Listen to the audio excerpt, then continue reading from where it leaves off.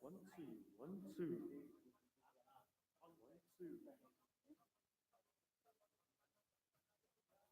One, two. One, one, two.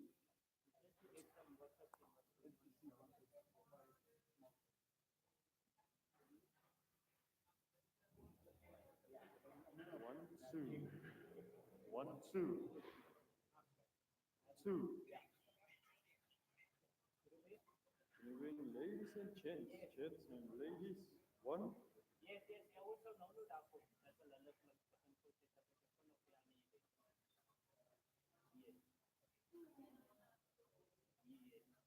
Jij moet mij net uitvragen nummer 4, dat ik met haar praat en dat kan geen woord komen. En ons goed samen met elkaar.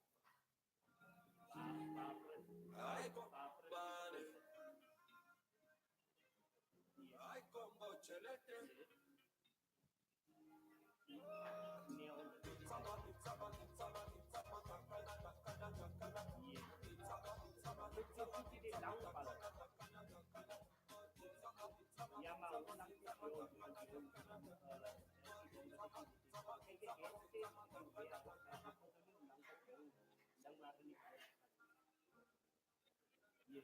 Mau ke isang ik zal het samen laten doen.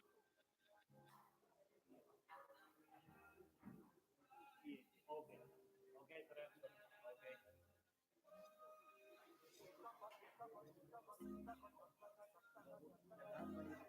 Jay, my gift, yeah.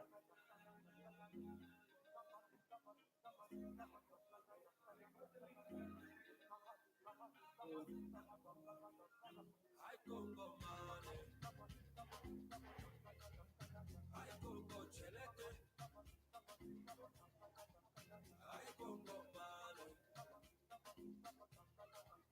I Congo chelete.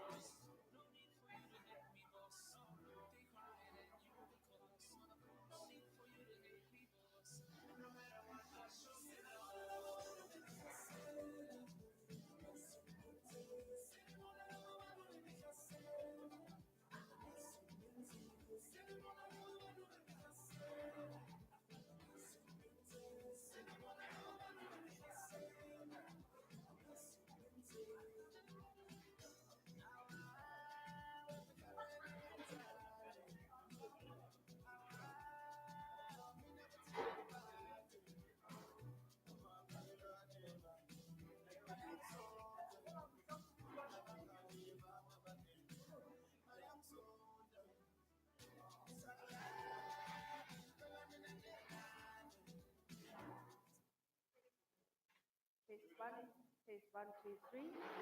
Testing. Yes. Testing. Slow. Soft. Are you here? Test. Hello. Nice smile.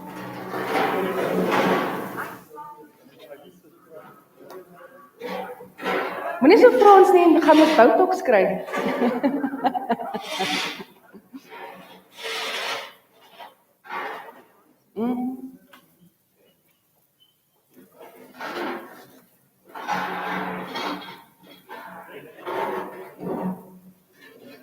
Toets, toets. Alles reg? Ready, Freddy? Let's leave Steve.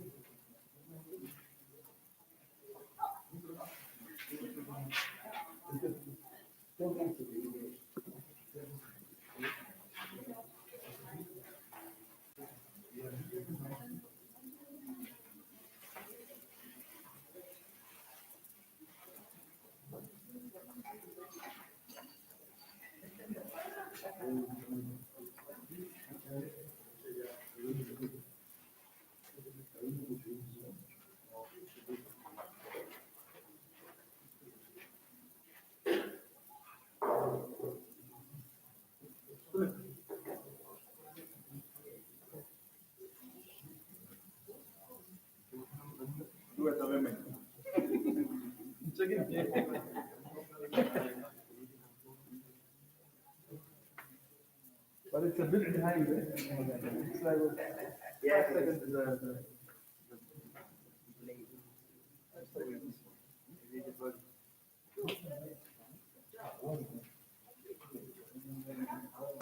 One, two, two. One, two. One, two.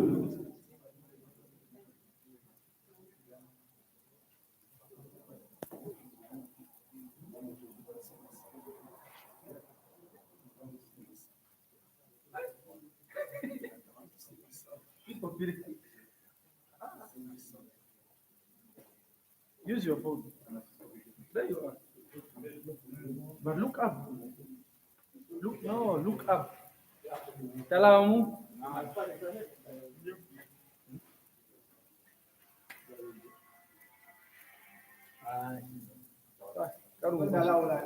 Kalau mau basitan.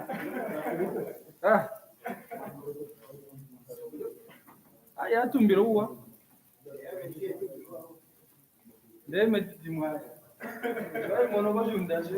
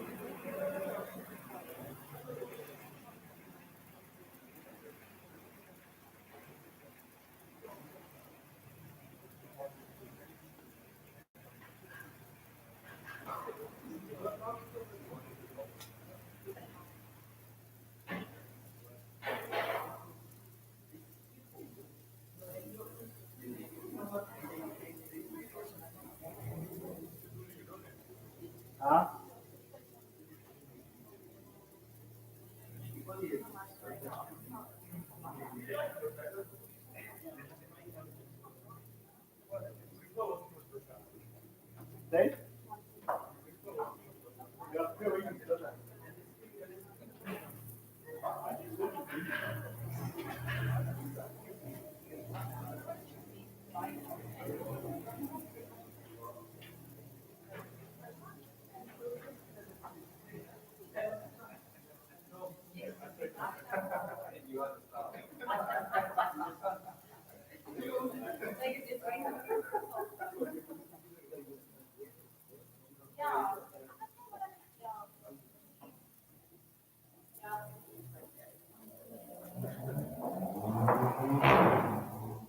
So Natasja, we're going to have, it's going to intro you and then session.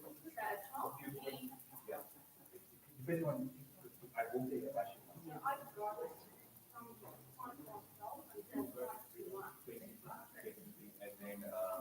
we have the question and answer session. And then after that, we have the question. Is it my Oh, okay. You want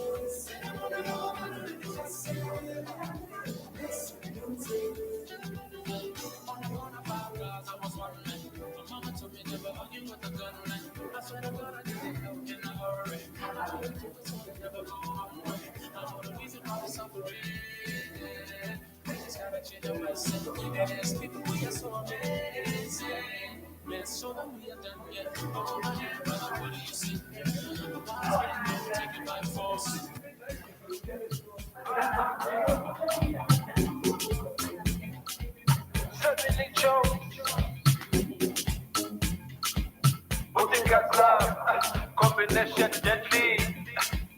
Boutique style, que pas quoi de gently.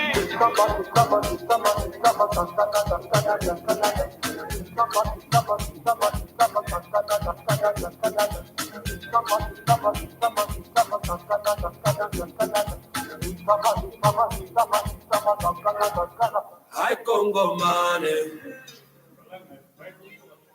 hi Congo chelete,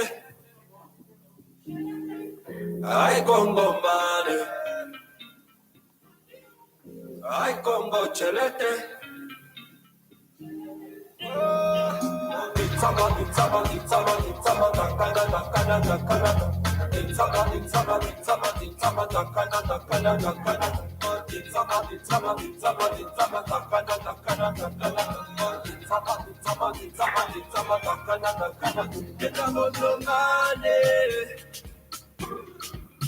I buy cigarettes, I got no money to buy some more. Some people, they got no shame. Some people, don't waste my time. I Congo money, I Congo chelete, I Congo money, I Congo chelete.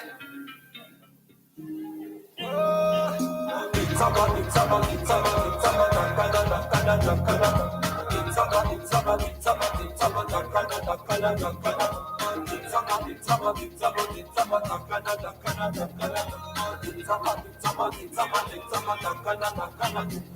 a poor man who needs some money. I'm a poor man who needs a girl. I'm a single boy, single warrior. A single boy, single warrior. Single warrior. A single boy, single warrior. I Congo money. I Congo chelete. I Congo money. I Congo chelete.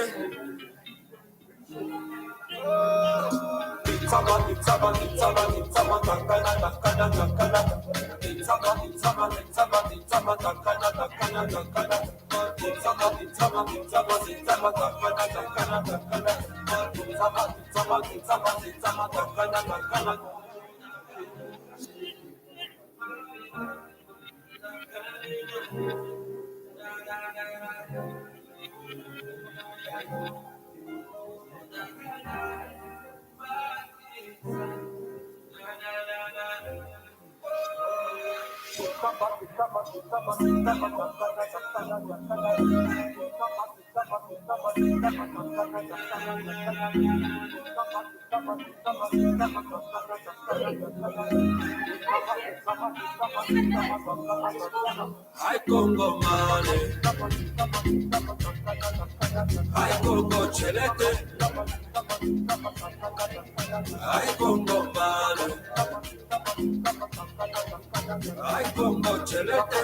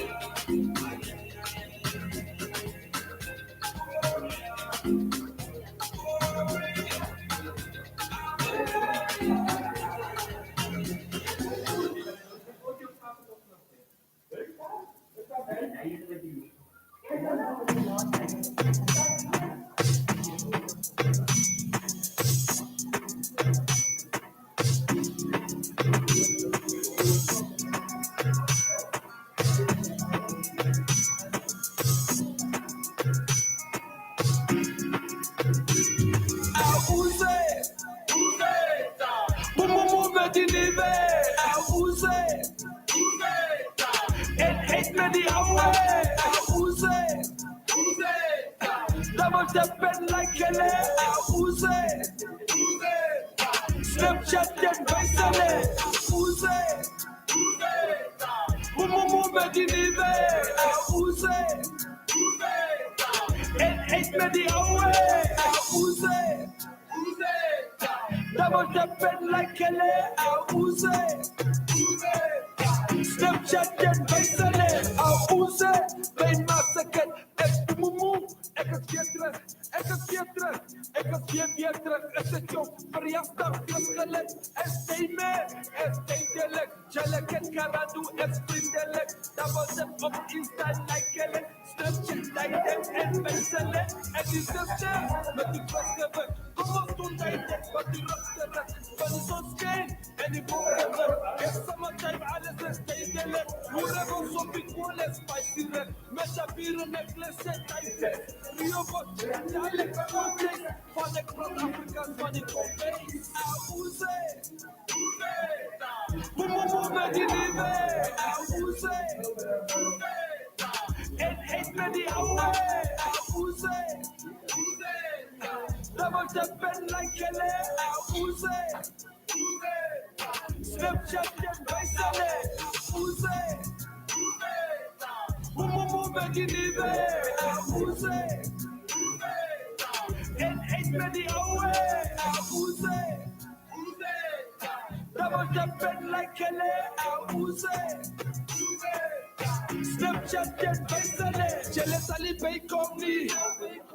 Based on the surface express. Jealous Ali bake on me. And you see I can stop at the cast. Put up at the plus. Hablo mi brother que forme the plan. Miss me the gas. Expel the guitar and then the mutar. Don't put the tune on the sum. Ali fake up and comment hard. When the end of some, Ali hate up and the sooner check the best of the game is also the street. Rochester. Quella di lingua di Ciara Pestana. Use.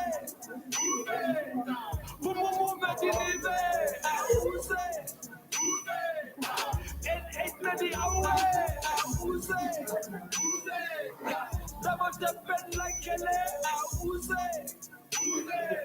Snapchat get basale. Use. Mume di nive. Use. And ain't ready away. Use. Double jumping like Kelly. Use. Snapchat get basale.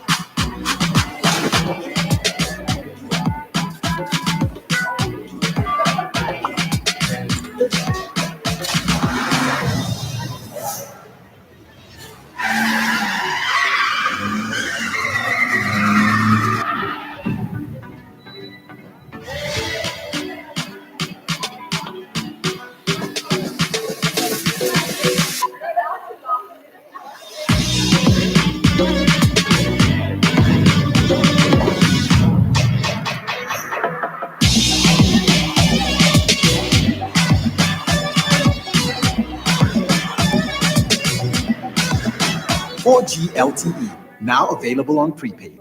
Meme Chuzi, we're ready to start shooting. Can't you see that I'm on the phone? Meet Meme Chuzi, your guide to our all-new MTC Select, Mobiz and Smart Share packages, which come with more data, shared SIMs, a choice between 12 or 24-month contracts, and a separate phone plan, if you want. Because now the choice is yours. Can't choose? Don't worry. Meme Chuzi isn't afraid to share her opinion, as you can see. Hey, I know what I like. And then what happens? MTC, make the connection. MTC one-on-one keeps things simple because I do not have time for complications. You've got that right, sister. I'm so glad you both agree.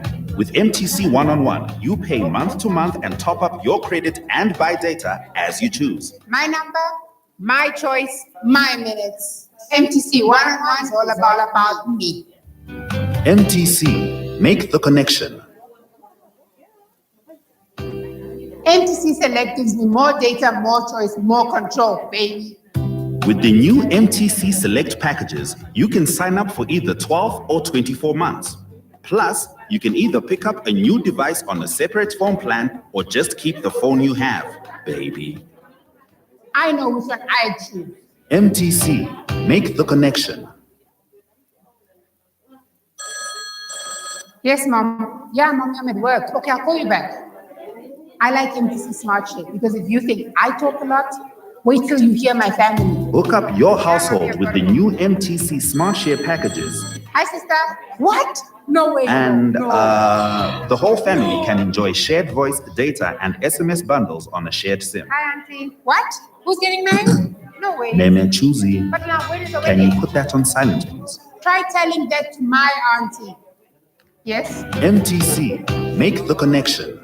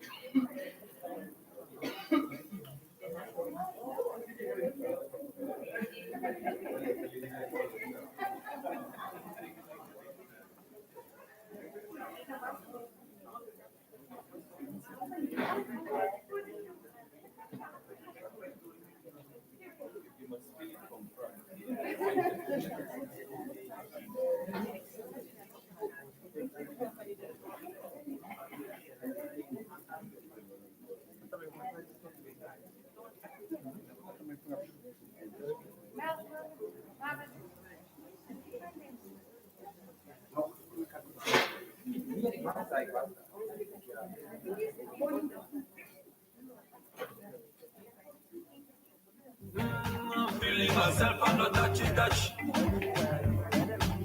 Matigo come nuka kawa fula monturo. Katuka gashiko pato mafuta. Kade kata, konde fafia kota tomate. Kenda kwacha, yonda fika manga wena mushe. Kade kata, konde fafia kota tomate. Umi fofo dolo, kocha pita di polo. Sega ate o aikara ukiri. Saro wate o abukara upa. Kabati go kwa mihagara upoita. Kara do fai. Sega ate o aikara ukiri. Saro wate o abukara upa. Kabati go kwa mihagara upoita. Kare.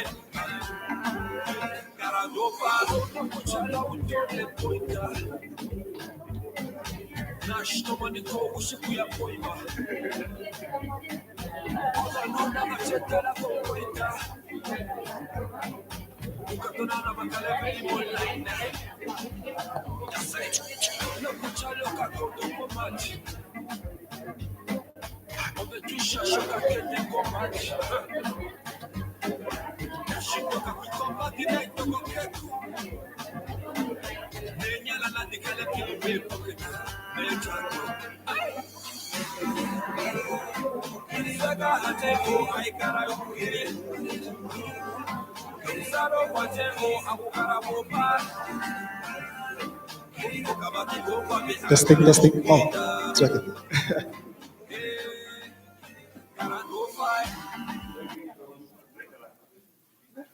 I should sing. Nah. Let me stick to what I know. Singing is not part of what I know. Yes, good morning. It's afternoon. Thank you for correct. We thought we were gonna wait for 5 more minutes for more people to come, but it seems like we just have to start. Yes. Sorry, just hold on. Where's my phone? Here.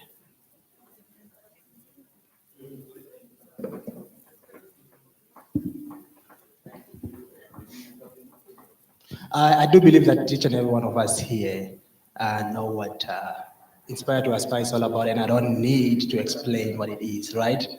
Yeah? Veronica? Awesome. Today in the morning when I go to the office, my colleague Elizabeth, she's not here, she's on leave. I hope she's watching. We are live on YouTube. She called me and said, Erasmus, are you going to be the DP today? I'm like, DP? What is DP? And she told me, it's Director of Proceedings, though. If MC, Master of Ceremony, is called MC, then Director of Proceedings should be called DP. I'm like, wow, I didn't know about that. So my name is Erasmus Nekunde, and I'm your DP for the day.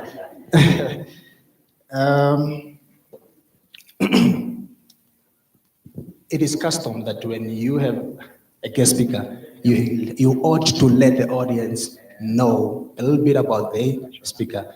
Our guest speaker for the day is Natasja Beileveld. I hope I pronounce it. Oh, Beileveld. Okay. Beileveld. Please allow me to call you to come and have a seat up in front here.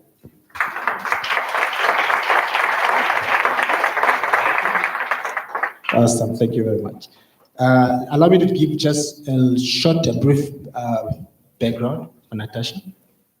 And as it is usual, I always read the backgrounds of biography of people exactly as they are. I don't want to get reprimanded if you read it out wrong. So, Natasja, who is she? Natasja is enthusiastic about life, passionate about people. Her journey started 13 years ago, and the adventure included taking over Media, a company which she steered to growth and innovate with her trusted team. Media has full-time employees, 7 full-time employees, and 4 part-time consultants. In 2013, she was named the Namibia Economist Young Businesswoman of the Year. In 2014, she was the Dr. Sam Nujoma Woman Innovator of the Year. Natasja was profiled amongst the celebrated female leadership during the John Maxwell Conference held in Namibia. And to the universe, she will become an ambassador and expand influence and trust geared towards sustainable and creative avenues for growth for Namibia. She believed in youth, in equal opportunity and rights, and creating smart partnership. She is a keen writer, a mother, a friend, a colleague, a cook, a reader, loves nature, loves ocean, has too many pets. I'm tempted to ask how many, but it's okay. And always aims to not to be perfect, but to improve by learning. Since she started her company, her motto is a spiritual one. Praise God, bless others. Please allow me, let me ask you to join me in welcoming Natasja up in front and talk to us. Natasja?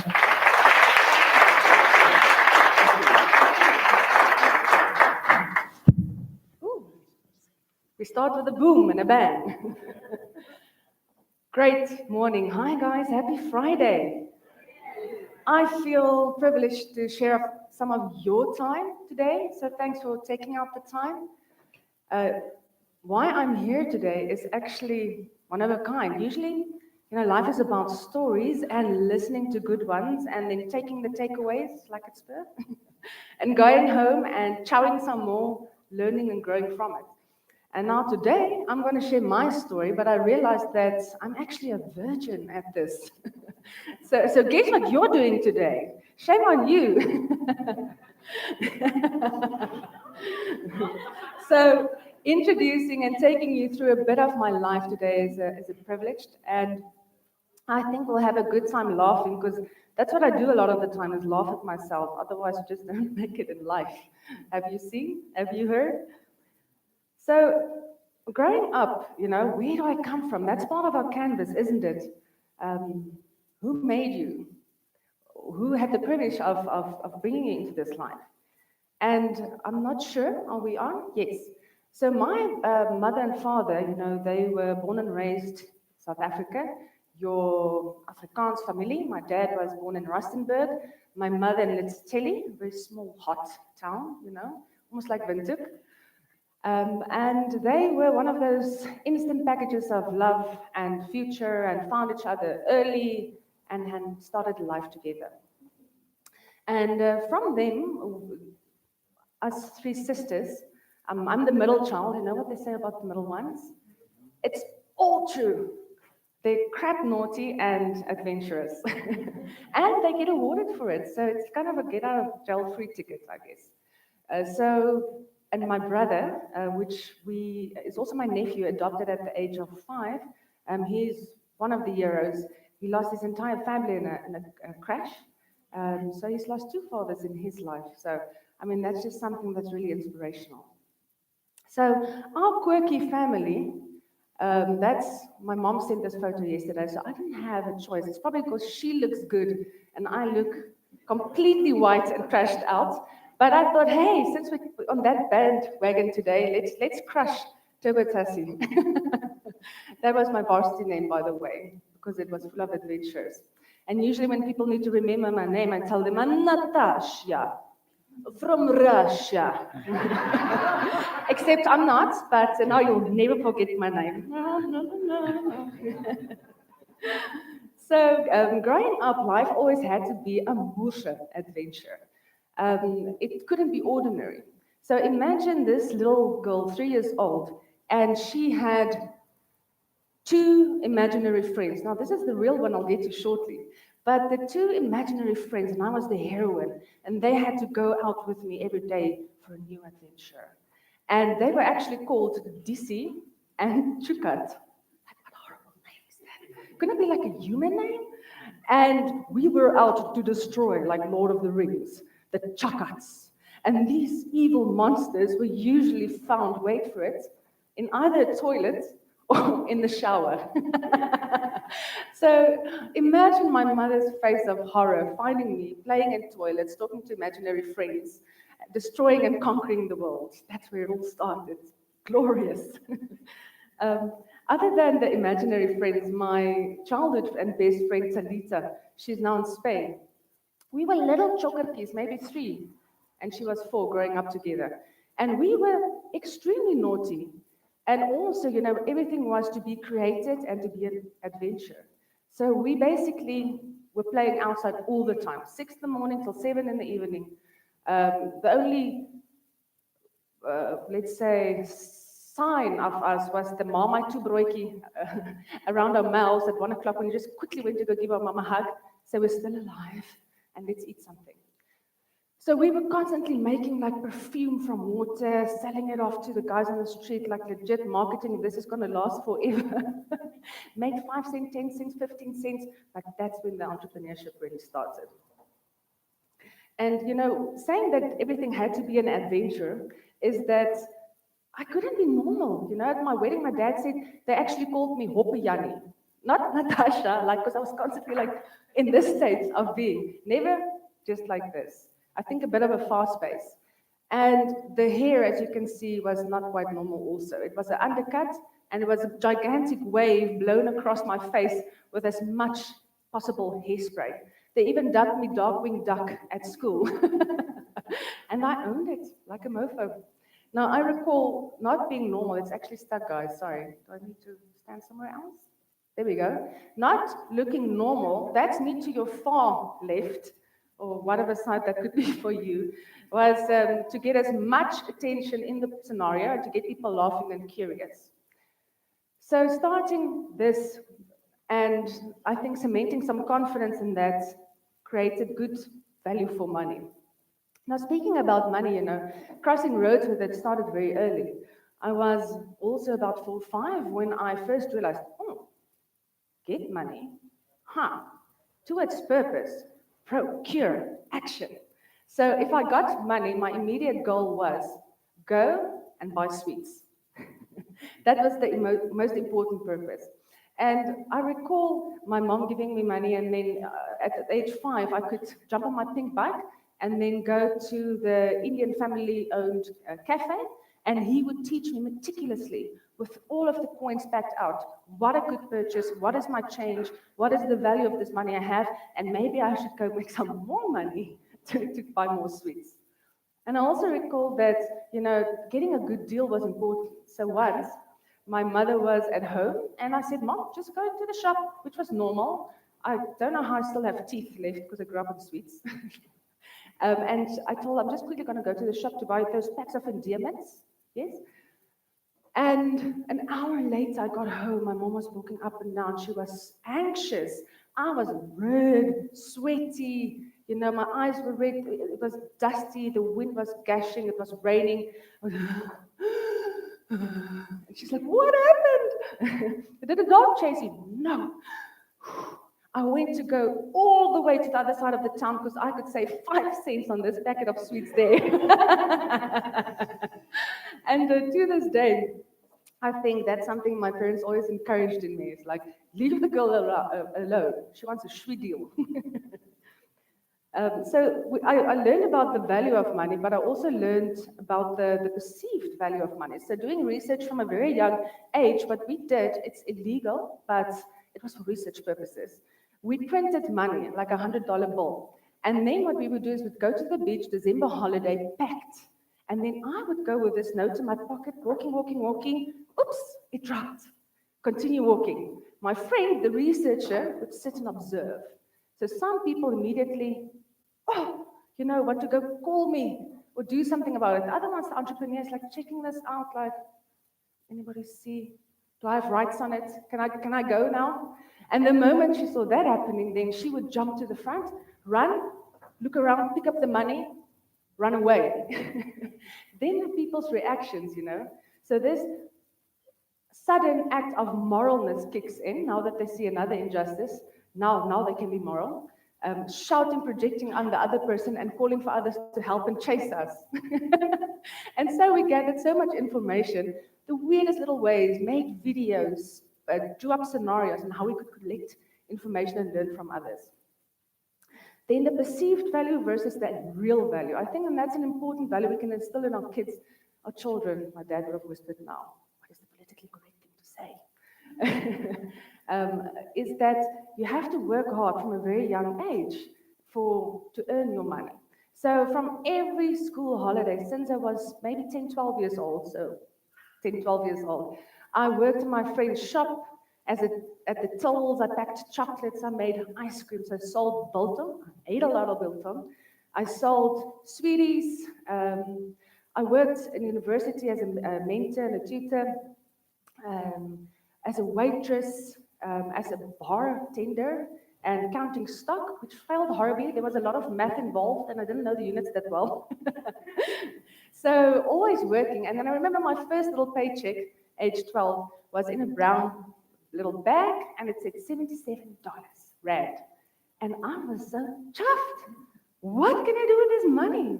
I'm not going to save it. So immediately procure a dream of what I could do for myself, and then always ending up buying stuff for others. It made you feel good, right? So I think just in this upbringing, there were a lot of challenges, and we learned from them. And I think one of the biggest events in my life that cemented a culture of being relevant and, living in congruence with other human beings was the fact that I was bullied in school.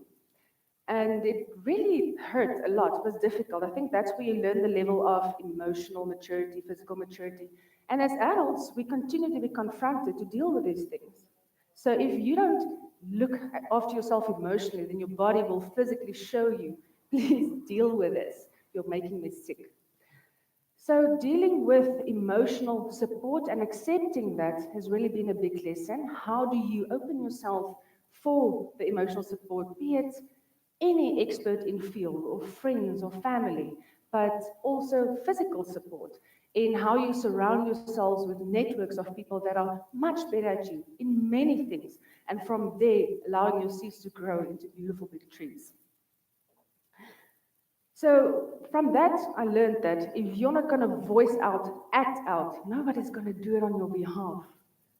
If you sit in the corner burning from the inside, that's your gut, your person screaming at you, you can do this, and the time is now, not later.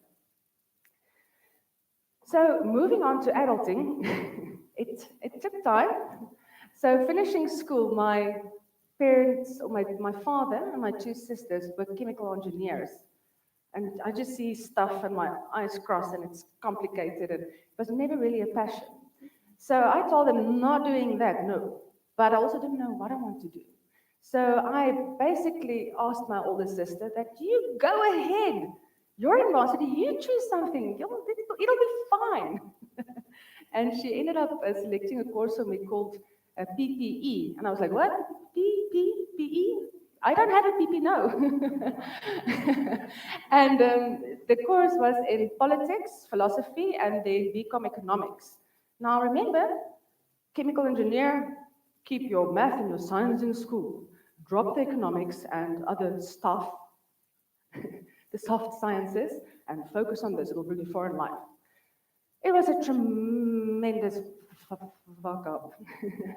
It was really tough for me. I made it. But I remember sitting there 3 o'clock in the mornings, calling my parents and saying, "What's the cock is hier? I don't know what I'm doing. I am moeg and tired and scared." So I basically crunched through that, but it was an amazing milestone. I was confronted with learning the things I didn't want to bring into my life. I was never a news reader and current events and economics, all of that in society. I started my first year of varsity being thrown into the deep end. The first real type of, almost, when the wiring isn't lekker, when something is off, it's almost like a misfit. You take the suit, but it's too stiff here, and you end up walking skew and something is not lekker. So I remember the first time my dad said no to something that was really, really important to me. I finished my degree, it was tough lekker, and I told him, listen, I applied, I got in, and it's one of 7 students, it's a bursary, I'm going to do my master's in political management. And we sat opposite each other, and long story short, he said, you know what, just go, travel, have fun, do what you want.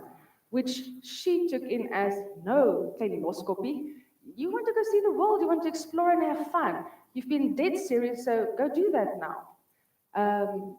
And like he said, hy die diplomatie van 'n bol doringdraad. It failed tremendously, and I ended up crying. What a girl thing to do. But we found each other again. So there I felt, when you feel something is really important, you just have to do it. Like come hell or high water, you're sticking to your guns. Completed that. It wasn't easy, but of course with full support of the family, because they saw I was dead serious, and we can do the traveling later. It's now high on my priority list, but I thought let's work first. And it brought me to a bunch of other things and experiences where I could learn from. You know, it's the same thing that your Mel Robbins, your Anthony Robbins, your Richard Branson, your Dale Carnegie's, your Lewis Pugh, all of them would say, is it's this moment where you realize that a no just means that somebody else is not ready for your answer or for your solution. It just means that you have to be ready alone at this point of time, and that's okay. You have to go show them how it will work out and pan out. So taking those lessons and learning from those people, I think we have the ability to be better, consistently be better. And one of the big ways to get there is that 5-second rule. Now, you know, when you start thinking something negative, we start brooding on it, and you start almost like harvesting fruit for it. It's an insecurity that you continue to nurse and nurse. It could be a confidence issue, could be eating behavior, could be relationships, could be something that you're constantly nursing in a negative term. Now, Mel Robbins teaches us about the 5-second rule, which is really powerful. She was stuck in a rut. They literally lost their whole savings, their entire family's savings. They were jobless, their business is closed. And she was lying depressed in bed, and she couldn't find herself getting up in the mornings. And she just had an epiphany that if you don't do it in 5 seconds, then you will never. You will continue to stay on this path. So she literally found herself in the bed, lying down in the morning, saying, 5, 4, 3, 2, 1, wah! And she got up. Now, it wasn't majestic. She still looked like crap. Probably, you know, didn't smell as nice also, didn't brush teeth yet. And it felt really, you know, there's still a long, long path to this day ahead, but she forced herself to get up. And how many times are we confronted with just that? It's so easy to just leave this. My friend procrastination has arrived. It's so easy just to leave it and then deal with it later. But in fact, it means we're not dealing with it at all. And we're just literally giving water to the one thing that's killing what we can really, really be good at. So what I would like for us to do now is an exercise. And remember the enthusiasts. If you sparkle today, I will give you a voucher for a very big milkshake or tall whiskey. I don't know which one you prefer, which season you are in your life, right? Get that. What I would like for you now to do is just spend some time on yourself. So sit there, feel at ease, you're in a safe environment. Close your eyes for me. The only one that's looking at you is me. I'm just going to jab you a little bit. I'm joking. All right, so close your eyes and take a deep breath in. Be sure to leave your purses on the side for me when I walk past, and out. And in, and out. Where's the yoga mat? I don't do yoga yet. Right, now what I want you to envision is look at this blank canvas. And it can have a border which you like. Maybe you're the biggest man in the room, but you like glitter. It's got pink sparkles, baby. Maybe you like a wooden frame, whatever you prefer. So see your frame and your canvas. Now I want you to just start with the way you woke up this morning. Just think of the first feelings that you felt. Were you a bit anxious? Were you just ready to get to work, ready to get it done? Did you want to just stay in bed? Did you have a little baba lassi? Did you feel empowered? Did you have your alone time, your meditation? So how did you wake up? Because that set the tone of your day. And now I want you to recall in that atmosphere, who was the first person you saw? What was the first way you reacted? Was it resentment? Was it a bit of love? Was it kindness? Was it impatience? Who was this person? And then following after that, maybe in traffic or at work, just the way you set your tone. So your perspective, how you set that tone outside of yourself. Now keep that in mind. What I want for you to now do is think about, on this canvas, about somebody you would have admired. Somebody that's really freaking brilliant. It could be a president, it could be your sister, it could be anybody in the world, any being, from history, from present. Now think of that. right? And think, is it a he or is it a she? Is he or her, are they tall or short? Are they fresh and sterk? Are they lean and fit? Are they curious or are they bold? Are they adventurous, loudspeakers on a public platform, or are they the one at the back, calming things down, bringing in perspective, working behind the scenes, doing the magic, right? So now you've created this ideal of something and somebody that really looks good and has got an upper hand over the situation. Now bring yourself, just put yourself smack bam in the middle of that picture. It's like you're stuck in a little digital world on TV and you're checking this out, right? You're standing there checking all of this out. Now think about yourself. You know, just give some recognition to yourself immediately of the achievements you've made. It's I matriculated, I got a degree, or I landed a good job, or I have a wonderful family, or I found the best husband, or I like my car, or I like my taxi driver, or I like that I can buy myself a nice coat every now and then. Whatever to you signifies that, well done, girl, boy, well done for what you have achieved. All right, now open your eyes again. Now imagine you're writing a book consistently, continuously, right? And it's never just history. It's constantly, just 5 minutes ago is history. We're constantly working on fast frequencies of storytelling, which is ultimately part of our present and immediate future.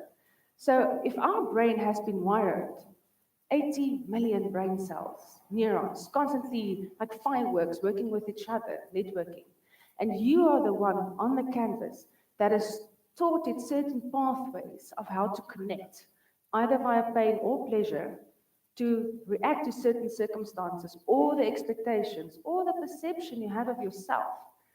That teaches us that whatever we know, perceive as a reality can be relearned, can be changed. You know, that's how you get, like Lewis Pugh, he's a relatively old man now. Sorry if he's listening. Greatly successful. He swam 1 kilometer in minus 1.7 degrees water Celsius at the Antarctica with just these briefs on. I'm somewhat freezing just thinking about it. And he wired his brain and he learned ways of coping physically, but also mentally above all else in order to make that. And he was a living experience that you can wire your brain to overcome any physical obstacle, which means what is a physical obstacle? Could be depression, could be your body and body confidence, could be your immediate circumstances, where you sleep, where you stay. That cannot be our obstacles. We have Tony Robbins that just some years ago, he was hovering in a helicopter above a tall building where he was the janitor once. But there he was on his way to an audience of 7,000 people and they could only accommodate 5,000 people, that was waiting, gasping, dreaming about attending one of his life-changing conferences. Now, how are you a janitor and you see this canvas and you become? And that's all to do with our thoughts and our beliefs. So mastering that mindset of how you can just with little intrinsic and consistent actions and just changing the way you think about something and then doing it differently. So you're not thinking about, okay, why, if you list your beliefs, what causes you pain and what causes you happiness? If you list those things, maybe you don't want to go to the gym and exercise because in primary school, they made fun of you at the gym. So you sort of have a resentment about it, and then you entertain it by saying, oh, well, you know, I'm 36's bitches, I ain't exercising. Or, who needs to exercise? You know, I just like to do this in the kitchen while cooking, and then everything is fine. Bullshit. We start entertaining and coloring in these things that we tolerate in our lives as opposed to dealing with it, you know? So it's very powerful in the way we start thinking, but why? What is the root of why I'm so allergic to this situation and this person? or this job, or this promotion, or this travel, or this country, the only thing that's preventing you is not your pocket or your boss, it's your mindset. We were ultimately created to be great and not mediocre, no? Unless you think different. So, just going back where I came from varsity and it was tough, but we made it. Like, oh, kudos, she made it. Didn't see that coming. No joke. See, that's me now, just entertaining that I wasn't lekker slim. My sisters got 100+% in school, and then I was like, do I want to? So I was one of those. I was 23 years old, right? Now, so remember, did my master's at the end of that year, met the husband spontaneously, just like, oh, he works. Let's marry that one. Saw him, and we decided over a weekend, he asked me, almost like, system of patriarchy. Darling, what would you like to do? Anything. And he said, I've got an idea. All right, come to Namibia, 2 weeks, 3 weeks. If you find a job, if we don't end up killing each other, if you like the country, if you feel this is legit, then stay. And I was like, okay, that's safe. I can do this. Sorry. So I put on my focus glasses and I went with it like a leap of faith. That moment, your gut is right. 5-second rule, do it, put on the goggles and it's your skin is everywhere, you're flying through mid-air, but you're taking a leap of faith. So literally that next year, January, I started my new job. And it was freaking tough as balls. Sorry, in some cultures it's very rude to say so, I apologize. I had to literally walk in at age 23 and for my then employer, run the company. So from coder, the methodology, training, all of that, going to South Africa, and then from 6 to 9 in the evenings, working, coping with a new country, coping with dropping. Everything was so overwhelming, If I think back, I must have looked like Hunchback of Notre Dame, like coping. Yes, I think I really look like that. I'm blushing. That happens a lot. And so it was tough. I had to do the presentations and then convince old, grey, mostly white men what they were doing right or wrong and how they could enhance the reputation of the company, and that via public communications to stakeholders, which is in short the core of what we do. And it was frightening. I don't know. I think black older men to me is just easier to work with as opposed to the old white ones. I think they're friendlier and more approachable. And I remember I'm telling my dad that, tomorrow I've got this big exco, 12 old grey men, system of patriarchy, teach or be told. And I was like, I have to overcome this because I was practicing in front of the mirror, trying to look the part, trying to speak the part, and all of those ridiculous things just to cope with the stress. But one thing that my father told me, and it's so true, is that you have to see people as people because that's what we all ultimately are. And I think MTC saw a bit of that. It just like freaking dropped a bomb on me. I was done exercising. I looked like hella from hell. And they came to just drop in and give me the ins and outs of what today's going to be like. And I sat there, zero Mac, Bogerol, I think like a drop of lipstick on the one lip here at the corner, like hanging onto that piece, And they were just being human, saying, you know what, you actually make us feel like this looks lekker. If you could go to work looking like that, looks amazing.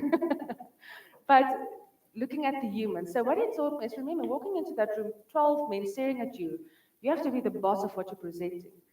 You know what, hulle dra op onderbroeke. Party van die goed is gekleed in vol sterretjies. They've got holes in their socks. This dude is probably fighting with his wife at the moment. That's why he's so grumpy. No, they are having problems with their kids. Maybe they're on drugs, loose, on the streets, whatever dramatic. But real life circumstances, think about your immediate friends and families and the very real, horrible challenges that they undergo every day. So it teaches you to come in with relevance and being cognizant of the fact that somebody might really be having a tough day, and that's okay. And that we must remember that somebody's reaction onto us, or the way they look at us, is their perception, and it's also them projecting onto you.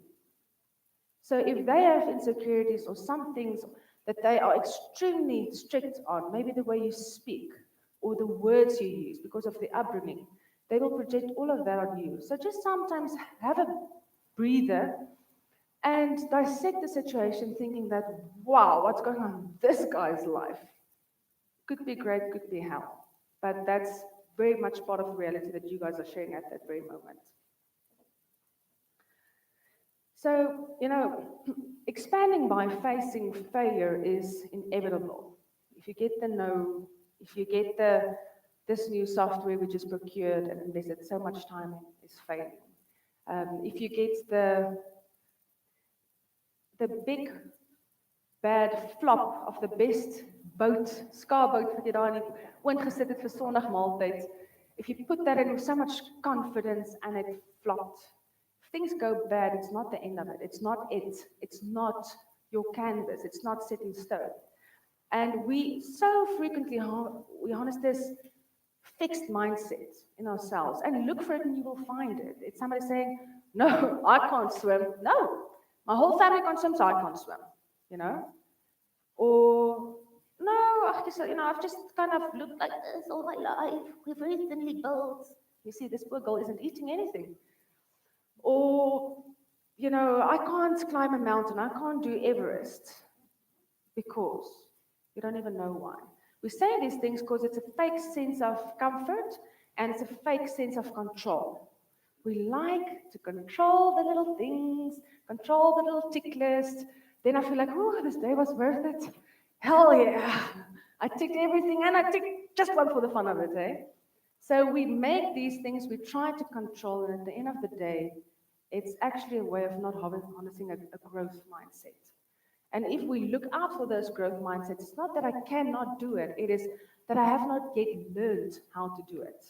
That's how you get, in varsity, I had a friend, we were chasing down the streets on his wheelchair, he had no limbs. So I was hanging for my dear life, I think he had it too, yes.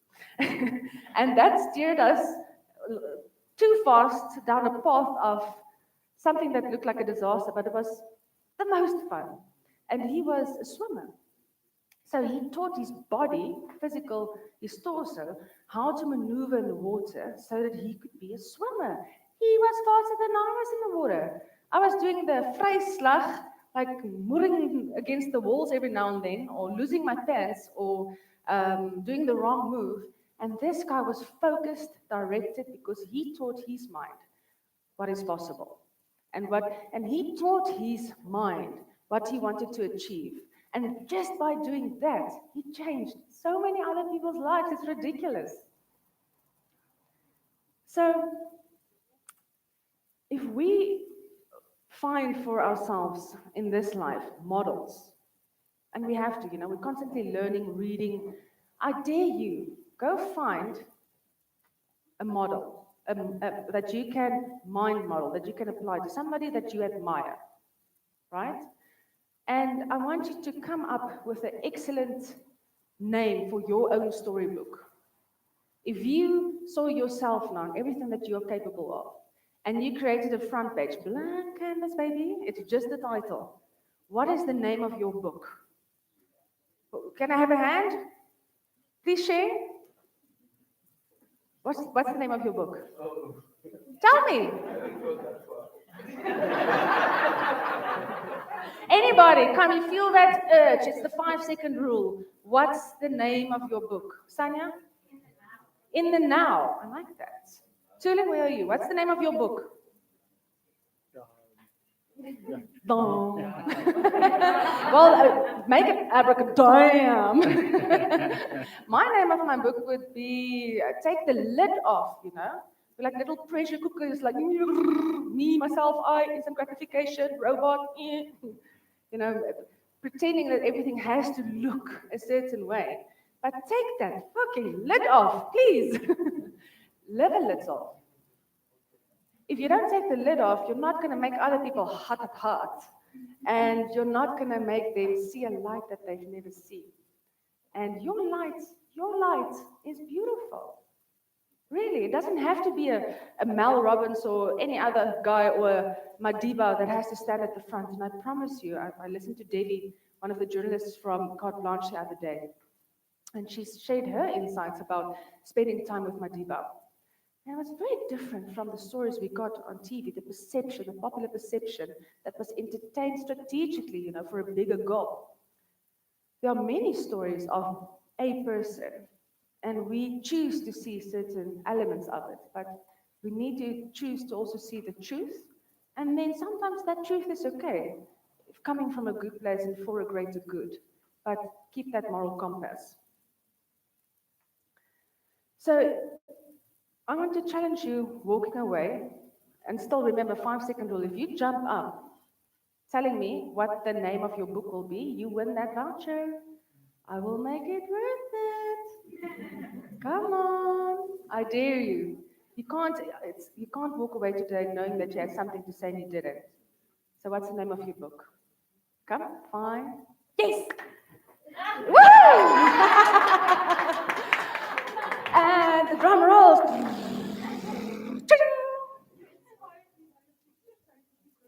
Courageous, courageous. I love that. You know, courageous. And that's the new pathway you have with every of those neurons working and going crazy. I had a fun way of looking at our brain, you know, it's like, oh, all these neurons, everything's so important, science. And I thought, you know, let's just check it out like a colorful mohawk. And you know that song of, oh, with my hair back and forth. So you have your funky mohawk brain in all sizes and colors, and it's allowed to be funky and loud and inappropriate. Yeah, it's allowed to be whatever you are authentically. You know, that ideal we created, the real you, that bridge there is part of authenticity. You know, it's part of seeing the Kardashian on Instagram, and then seeing her when she has a fight with her children, or whatever be real and daunting. So if you choose the way and you have the ability to learn to rewire your brain, whichever way you prefer to be, what would the name of your book be? And stop in the tracks immediately, any of those negative thoughts. I encourage you to think of it creatively, make it even funny. See a cartoon character popping in your brain, one of your favorites, and like hogging the moment, grabbing that negative thought, pulling it out of you, throwing it away. See it very elaborately in your brain. Even see the mannetjie sweet and, you know, you laughing at him. Take that thought, moer hom weg, and bringing a new one and affirm it and write it down. Start reaffirming those positive beliefs every single day. I am a good mother. I am a wonderful wife. I am clever. I am beautifully inappropriate. It makes people feel comfortable. You affirm that until it works. Affirming. I make fantastic 2-minute noodles. I can learn to make a roast. You know? And I promise you, if you start writing these things down, you reaffirm them, they become a reality. I wrote down in a book somewhere long ago at the back, I want to create a business. This will be the purpose. I was a mom. My baby was 6 months old. I was depressed and anxious. I didn't want to do 8 to 5. No! And I had to build up the courage and ask my boss, will you sell me your business as a going concern? What the fuck does that mean? And like, Google! And initially he said no. And I was like, oh, I'm so relieved.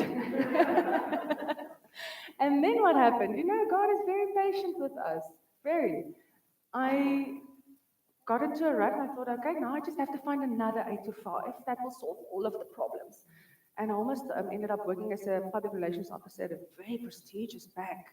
Fortunately, the test results came back and it said that no, she tends to rebel against authority.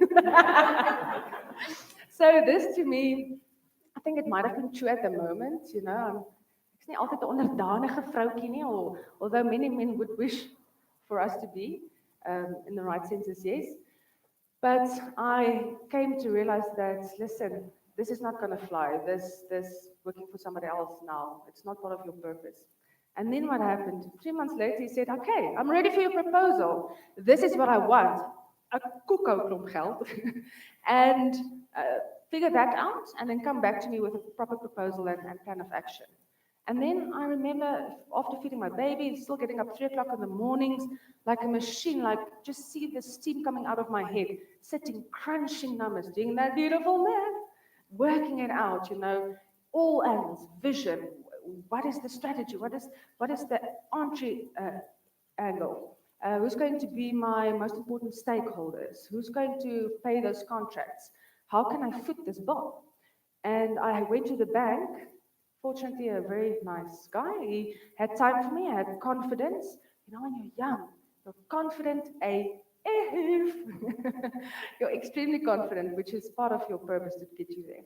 I sat with him. I told him the story, and he said, Natasja, this looks good. It can work. It's on paper. I see it happening. Right, doing the numbers, looking at your property portfolio, of course, very humble. You're not going to make surety. I'm like, oh. No.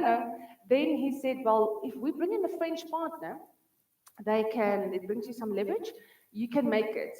And your total amount payable to the bank end of every month will be. I was like, that was double my current salary, you know. I was like, fearful, you know, when you become fearful, it's almost like you're either hopeless, I don't see hope here, helpless, or you feel worthless, like, what am I even attempting to do? So I walked out there sort of defeated, you know. I can just imagine walking like this. 2 hours later, he ended up phoning me back and said, Natasja, I've got an investor, big investment portfolio, holdings company in Namibia. They're interested in your business. Kudos. Went the next morning and saw this CFO. And thank God that they didn't acquire my business, because what would then have happened? But instead, in his personal capacity, he said, you know what? I'll take the business. I'll take full surety. And I negotiated for 10% because it was my business idea, and I know the shirt. I got the 10%. And then we had to walk a tough road with some of the best lawyers, negotiations. I had to take an overdraft, pay my own salary for the first 3 to 5 months when setting up that business, paying the then employer so I could bring down the total cost sum. You know, a lot of plannetjies, so many plans. But the best people that guided me on that path, you know, the whole process was never done alone. And that's where we find the comfort in. So when you're feeling overwhelmed, just think that you're that one cup of coffee, or that one phone call, or that one book, or learning, or skill away from finding a way to make it happen, to make it realize. That is within your power. You're surrounded with networks of people, and nothing is by coincidence. Find the beauty in that. The people you already have, that you've already randomly met, at whichever places can position you. Remember, I got here with nothing but a dream.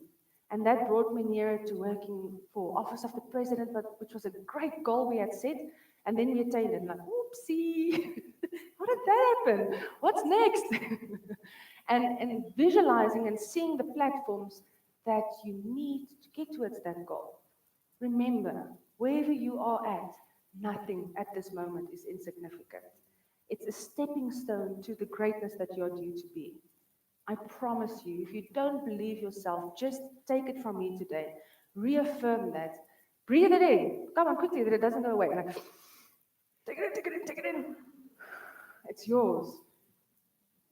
Whatever your story is in the book, the name of your book is meant to be brilliant. And I think that was my purpose today. Let's applaud you and all the online viewers. So, kudos.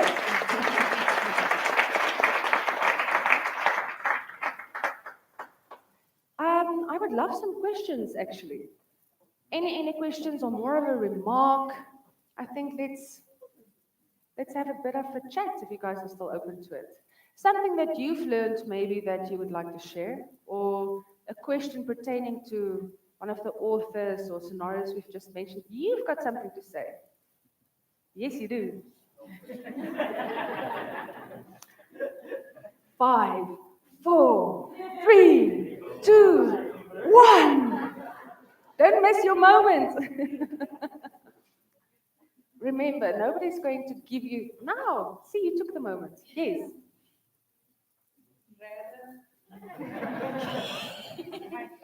Natasja, I always hear people say, no, I don't want to do nine to 5 or 8 to 5. It's just not for me. I'm going to start my own business. But you actually end up longer hours. So rare, how do you get there? Yes. No, you're right. It's but I think the big difference is where's your passion at. So I had a passion for the business and to keep it as a going concern. And why? The current employer was busy with other hobbies and things that pulled his attention. And I saw something, a diamond that somebody had to grab and do well, good with it.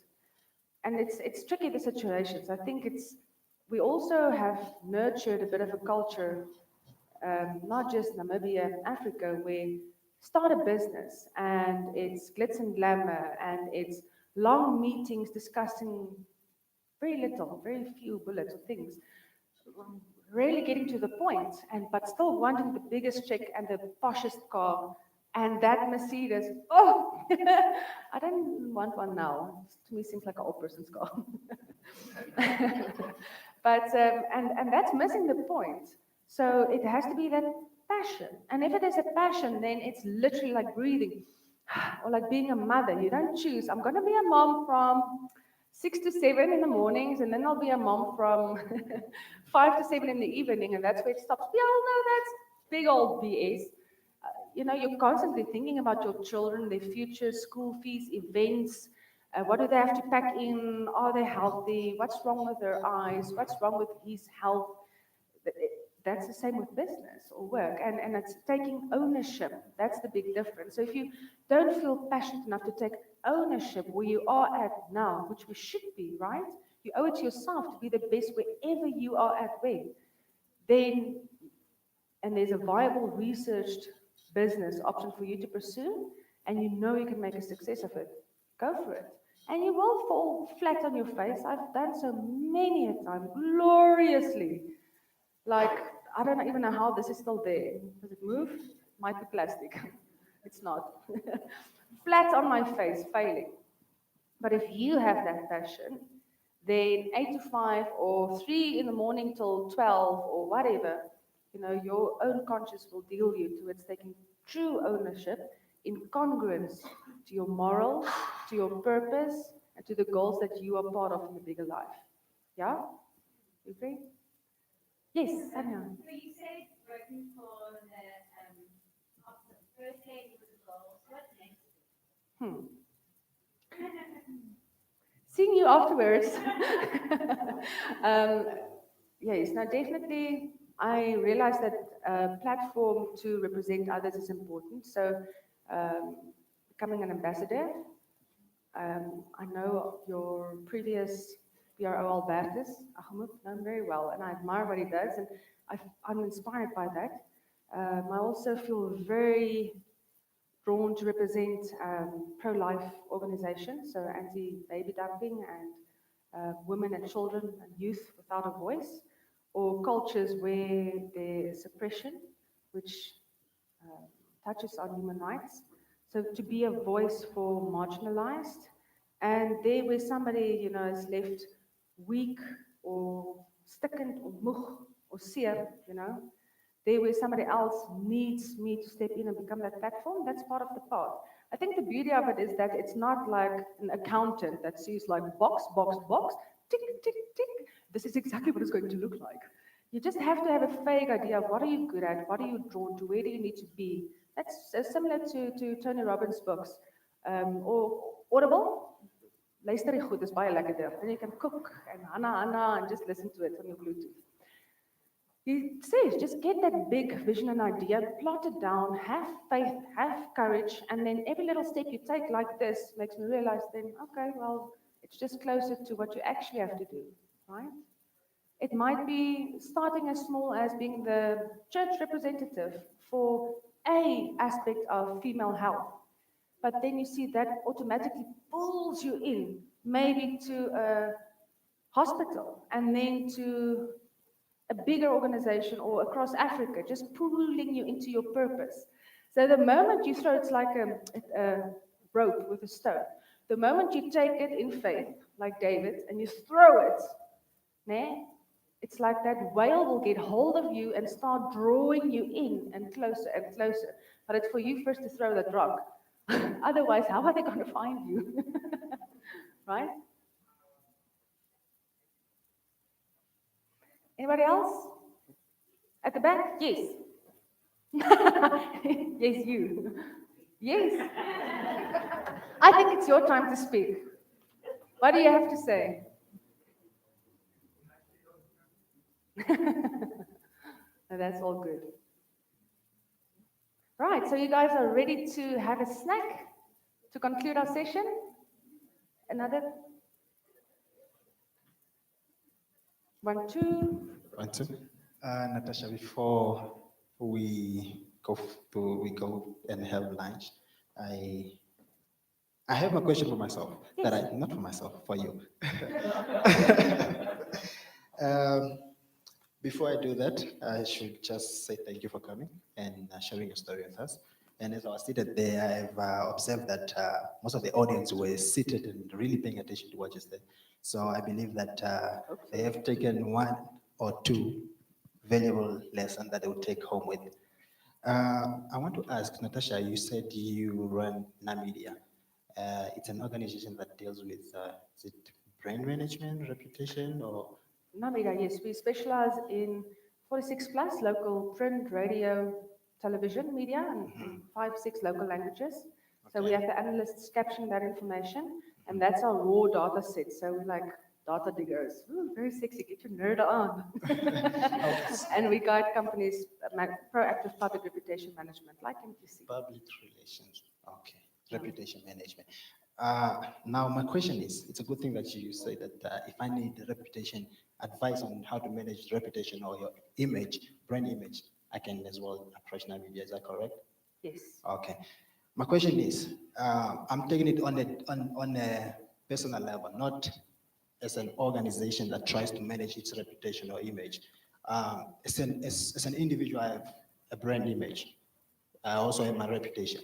And we do live in a world where today you are free of worries. And then the next thing tomorrow, something happens that hits your reputation badly. It can be you wake up and you realize that there's a sex video circulating on social media about So you. clever taking that video in the first place, wasn't it? All right. Sarcasm. Yes, that's true. That's true, but things happen. Yeah, It happened. And then, obviously, my reputation, my image as an individual is going to take a knock. It's going to be tarnished. So, okay, the question is now here.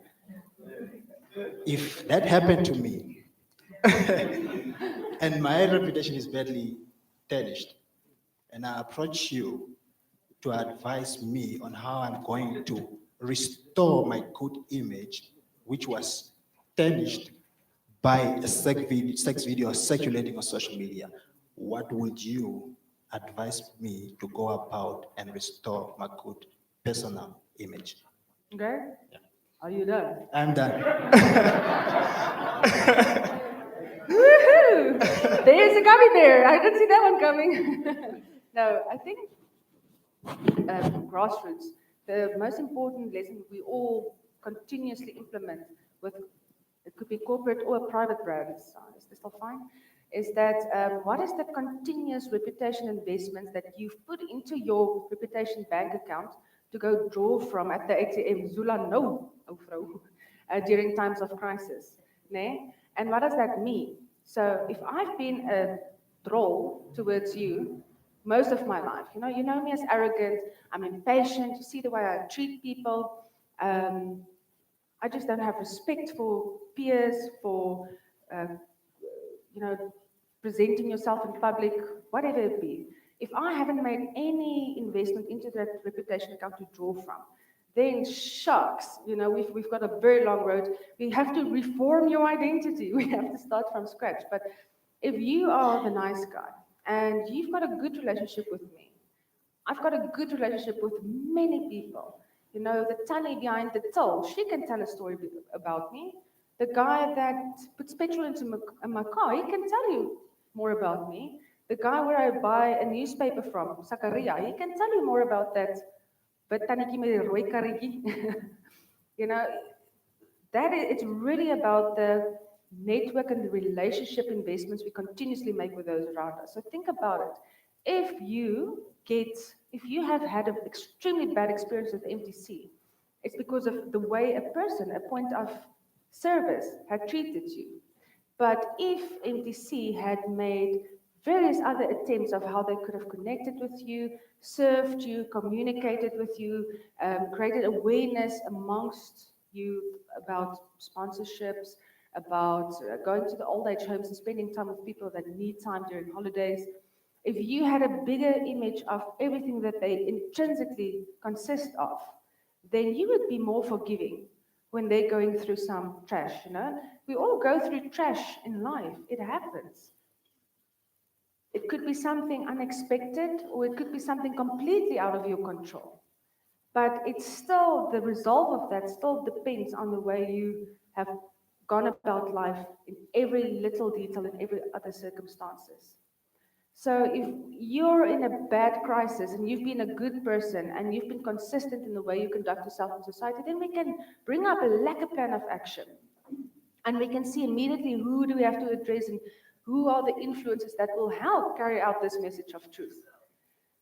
But if you've been a complete puchu and you've been mean to me, and I saw you and you didn't greet me, and I saw the way that you spoke to one of your colleagues, or maybe you're the manager, and something comes out, then maybe people won't have as much time for you.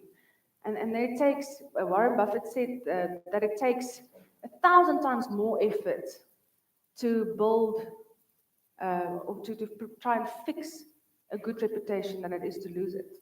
Is that said right? Yes?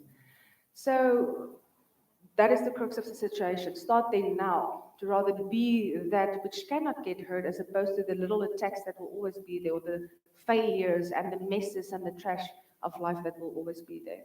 Does that answer your question? Yes. So I think what you're saying is that for you to be able to better manage or restore your brand image is for you to start being good, or position yourself already as a good person in life to others. Yeah, I would say read Dale Carnegie, How to Win Friends and Influence People. Awesome. I think that's a really good guideline. So you have your Bible and you have that one, and you finish them, and you work on the parts that sickled a bit there, where the oil went. That's our homework. Well, thank you very much. Thank you very much. Thank you very much once more for coming. Can we please just give a round of applause for her? Awesome. And yes, the favorite part of myself, is that side where the food is. So, ladies and gentlemen, we can go and have a little snack that side. I'll give you my plate. I'm making a reputation investment. Thank you very much. Thank you.